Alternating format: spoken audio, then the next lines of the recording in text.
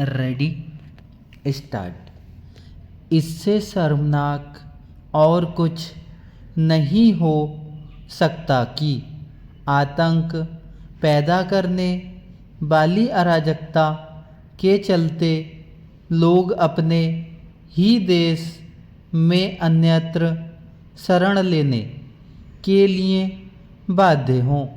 दुर्भाग्य से बंगाल में ऐसा ही हो रहा है।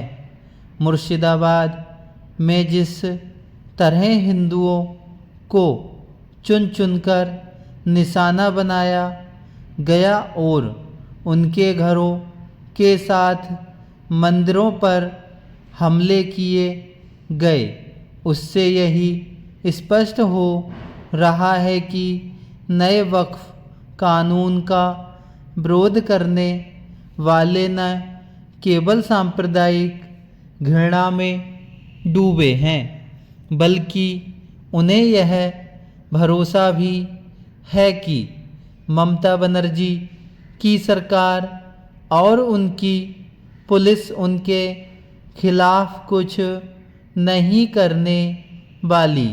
वक्फ कानून का विरोध करने सड़क पर उतरे तत्वों के दुस्साहस का पता इससे चलता है कि वे सीमा सुरक्षा बल के जवानों को भी निशाना बनाने से नहीं हिचक रहे हैं।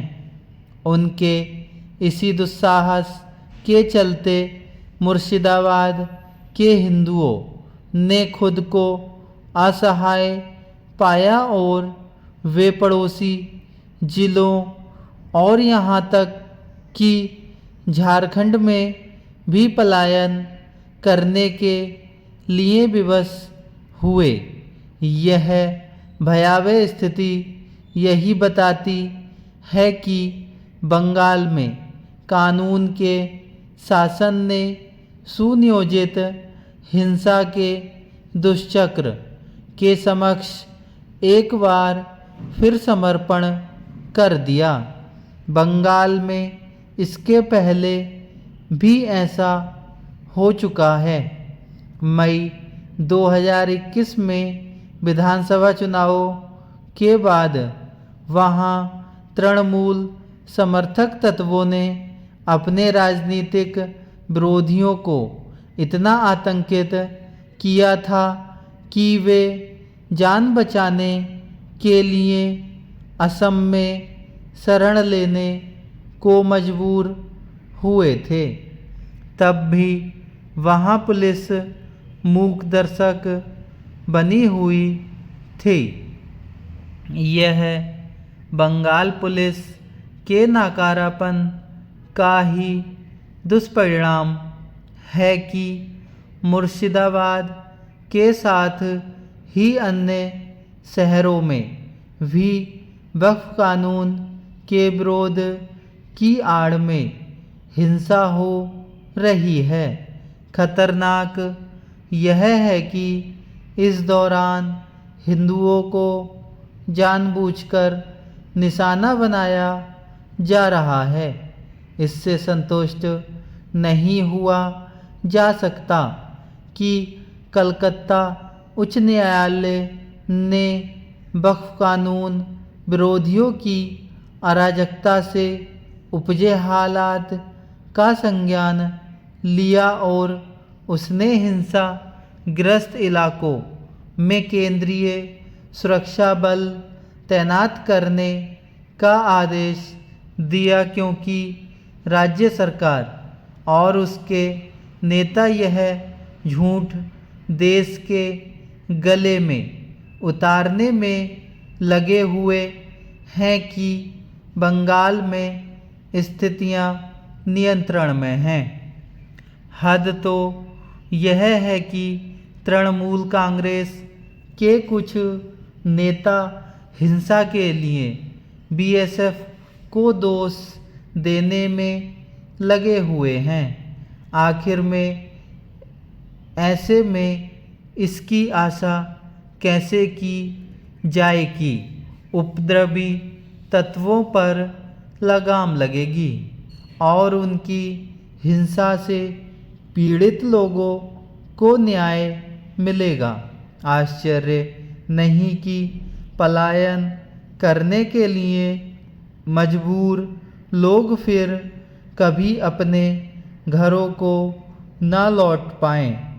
आवश्यक केवल यह नहीं है कि केंद्र सरकार अराजकता में डूबे बंगाल में हस्तक्षेप करने के लिए आगे आए, बल्कि यह भी है कि सुप्रीम कोर्ट वहाँ के हालात का स्वतः संज्ञान ले।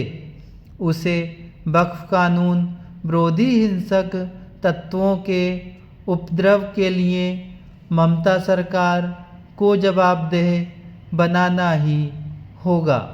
बिहार में शिक्षा विभाग ने सरकारी विद्यालयों में शिक्षा ग्रहण करने वाले बच्चों को नैतिक शिक्षा देने पर जोर दिया है।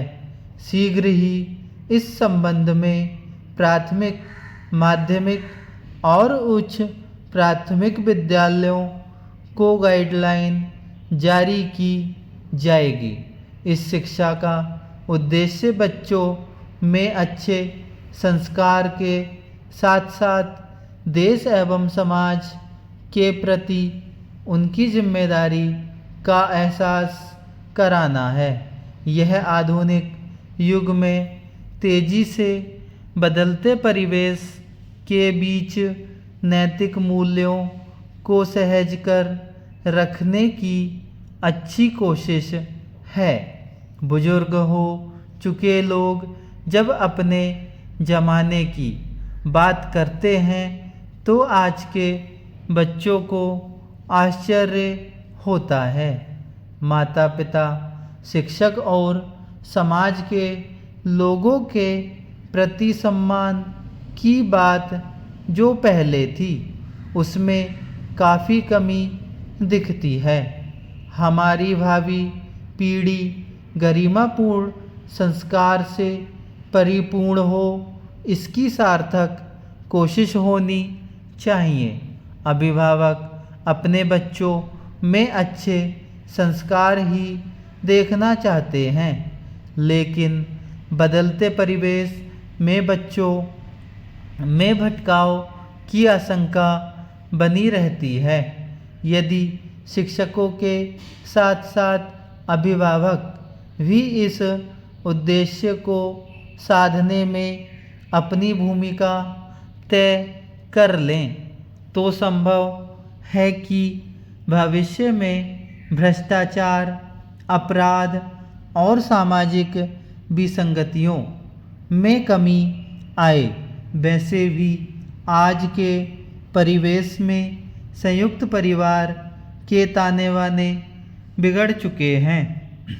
माता पिता की व्यस्तता के बीच बच्चों में संस्कार भरने वाले बुजुर्ग न केवल बराबर हैं, ऐसे में ज़रूरी है कि शिक्षक अपनी भूमिका को समझें। उन पर सुनहरा भविष्य गढ़ने की जिम्मेदारी है। धन्यवाद।